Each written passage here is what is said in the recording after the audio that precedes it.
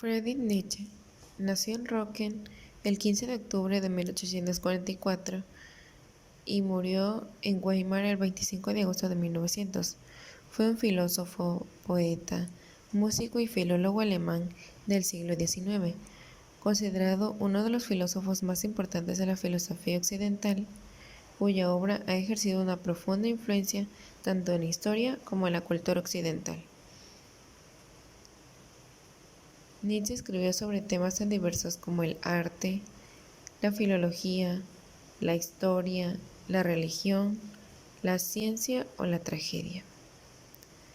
Hizo una crítica de la cultura, la religión y la filosofía occidental mediante la genealogía de los conceptos que las integran, basada en el análisis de las actitudes morales, que son positivas y negativas, hacia la vida. Meditó sobre las consecuencias del triunfo del secularismo. Esto se refiere a algo que no tiene religión o que no tiene órdenes clericales y es ajeno a las prácticas y usos religiosos. Expresada en su observación, Dios ha muerto, de una manera que determinó la gente de muchos de los intelectuales más célebres después de su muerte. Nietzsche recibió amplio reconocimiento durante la segunda mitad del siglo XX como una figura significativa en la filosofía contemporánea. Su influencia fue particularmente notoria en los filósofos existencialistas críticos, fenomenológicos, postestructuralistas y posmodernos, y en la sociología de Max Weber. Biografía. Friedrich Nietzsche nació el 15 de octubre de 1844 en Röcken, en un pequeño pueblo de Sajonia-Anhalt, cerca de Leipzig. Sus padres fueron Karl Ludwig Nietzsche, que fue un pastor luterano y preceptor privado en el ducado alemán de Sajonia-Altenburgo de Turingia, y su madre Franziska Oelhen. Tuvo dos hermanos, su hermana Elisabeth Foster Nietzsche y su hermano Ludwig Joseph.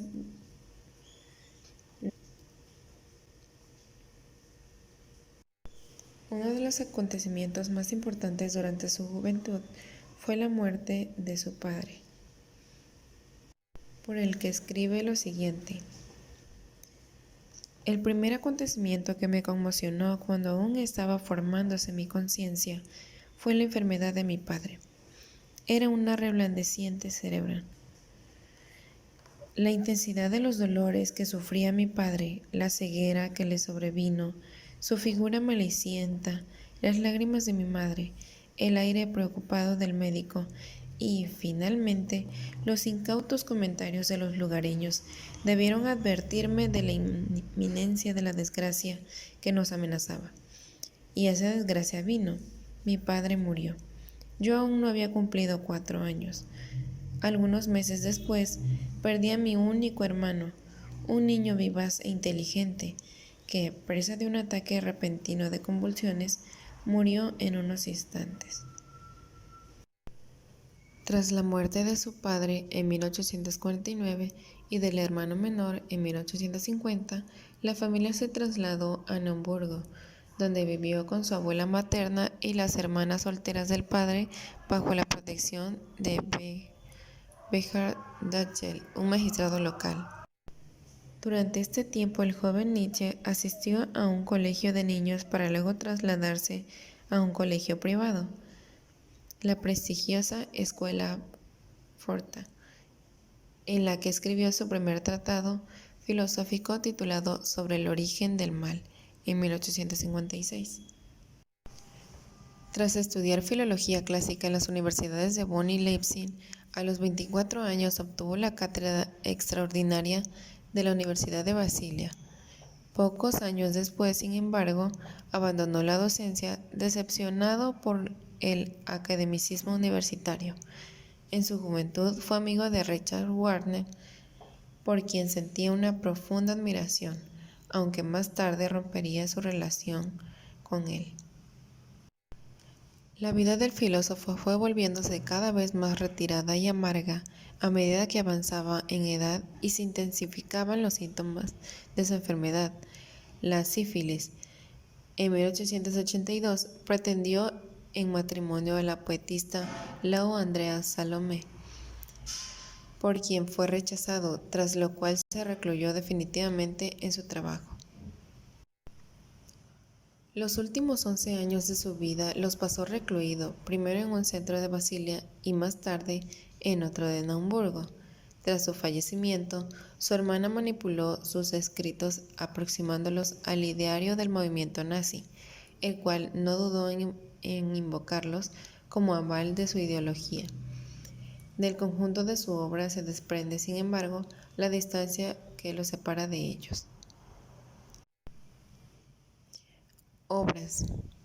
Las obras más importantes de Nietzsche son El origen de la tragedia, en 1871, El humano, demasiado humano, de 1878, Aurora, de 1881, Así habló Zaratustra, de 1883 a 1885, La Gaya Ciencia, Más allá del bien y del mal, La genealogía de la moral, El crepúsculo de los ídolos, Esse Homo, El anticristo, La voluntad del poder, Sobre verdad y mentira en sentido extramoral y El anticristo. El pensamiento de Nietzsche. Aportaciones al desarrollo humano y la comunicación. Como primer punto está la crítica a la cultura occidental, que sería más bien un síntoma de decadencia. Él lo subdivide en tres: el mundo racional, el mundo moral y el mundo religioso.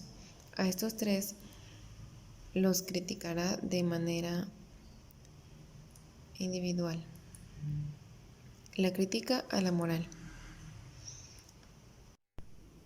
En la crítica a la moral, Nietzsche estaba convencido que los valores tradicionales representaban una moralidad esclava, una moralidad creada por personas débiles y resentidas que fomentaban comportamientos como la sumisión y el conformismo, porque los valores implícitos en tales conductas servían a sus intereses.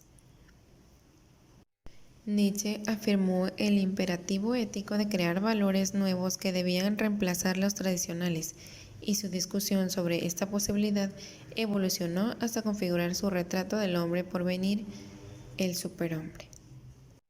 El error de la moral tradicional para Nietzsche se caracterizaría por su antinaturalidad, ya que impone leyes e imperativos que van en contra de los instintos primordiales de la vida.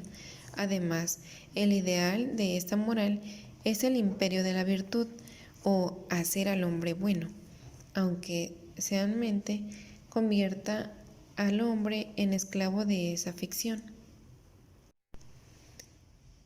Crítica a la religión cristiana.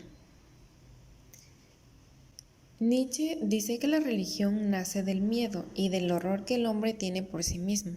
Se trata de la incapacidad de asumir uno su propio destino.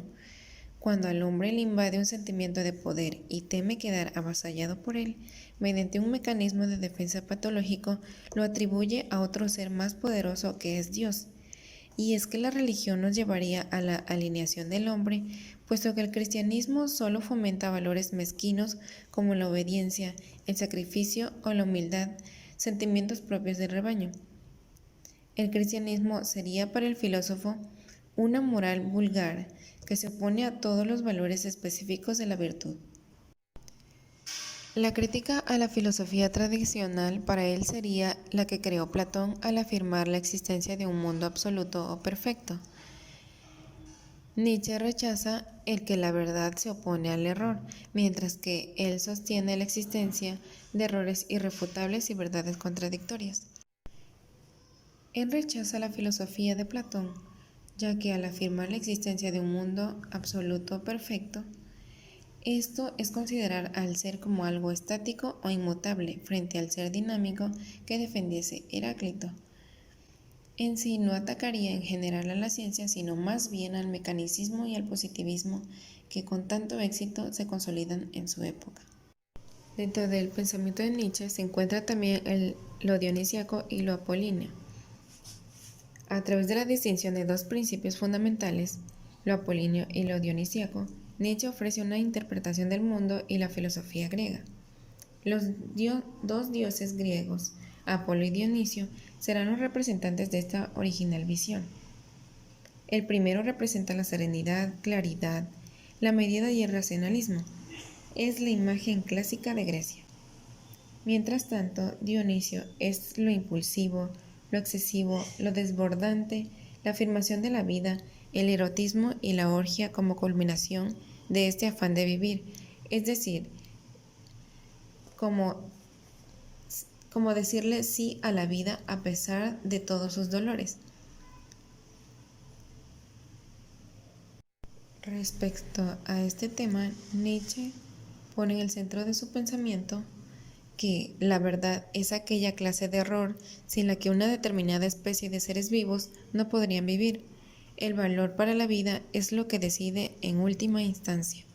Para explicar este pensamiento, Nietzsche se opone a la postura del platonismo, ya que considera la verdad como única e inmutable. Según este, la filosofía platónica ha dado un valor desproporcionado a los conceptos, provocando la aparición de un mundo ilusorio y falso.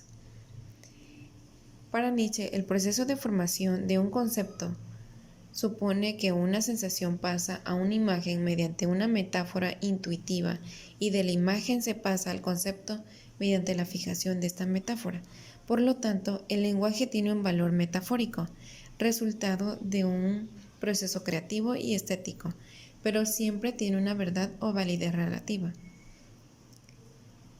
Nietzsche, en esta ideología, niega los ideales apolíneos y reclama el triunfo de los ideales dionisíacos mediante la utilización metafórica del lenguaje como expresión de la voluntad del poder. La negación de los ideales apolíneos implica la negación del principio de individualización expresado en el platonismo por la idea de uno y sustituida en el cristianismo por la idea de Dios. Si negamos a Dios, negamos al uno, y si negamos la idea de uno, negamos los ideales apolíneos y afirmamos la multiplicidad dionisíaca de tal manera que cada cual puede expresar su propia verdad y sus propios dioses. En el eterno retorno, Nietzsche representa la pérdida de la fe en Dios y de la inmortalidad del alma. Esta vida que se afirma, que pide siempre ser más, que pide eternidad en el placer, volverá una vez y otra, pero el aspecto temporal de la vida tan exitoso entre los románticos alemanes es el eterno retorno de las cosas que ya se encontraba en las enseñanzas de Heráclito. Cuando están realizadas todas las combinaciones posibles de los elementos del mundo, quedará todavía un tiempo indefinido por delante, y entonces volverá a empezar el ciclo y así indefinidamente. El nihilismo de Nietzsche. El nihilismo consiste en un movimiento propio de nuestra cultura, según Nietzsche. La fuerza del espíritu del occidente, cansado y agotado por los valores inadecuados y falsos de su verdadero mundo, se vuelve nihilista. ¿Y entonces qué significa nihilismo? Que se desvalorizan los más altos valores. Falta la meta y falta la respuesta al por qué. El nihilismo del espíritu occidental es radical y absoluto, y una vez perdida la fe en el verdadero mundo, la cultura se queda sin sentido, sin guía o meta aparente, e entonces se llega a la decadencia o al pesimismo. Por lo tanto, el nihilismo es una fuerza destructora de la base de la cultura occidental, es decir, de ese Dios cristiano en el que se apoya la moral y el conocimiento del hombre.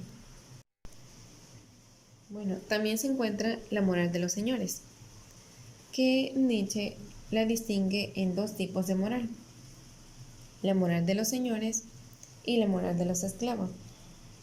En la moral de los señores es la de las individualidades poderosas que tienen superioridad, vitalidad y vigor para consigo mismas.